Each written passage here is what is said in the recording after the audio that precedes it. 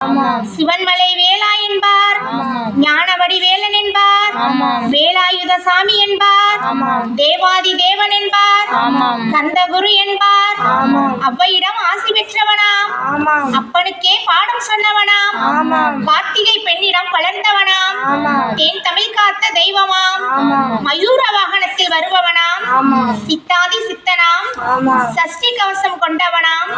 அப்படிப்பட்ட முருகனவன் ரொம்ப ரொம்ப சின்னவனாம். சின்ன சின்ன முருகையா, சிங்கார முருகையா, கொஞ்சி கொஞ்சி தமிழ் பேசும் செந்தில் வடிவேலவனே.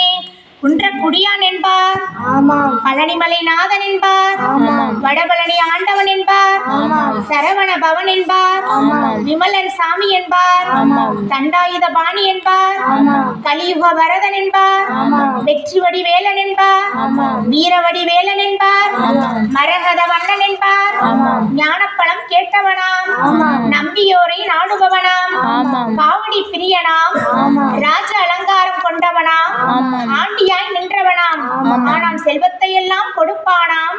அப்படிப்பட்ட முருகனவன் ரொம்ப ரொம்ப சின்னவனாம். சின்ன சின்ன முருகையா, சிங்கார முருகையா, கொஞ்சி கொஞ்சி தமிழ் பேசும்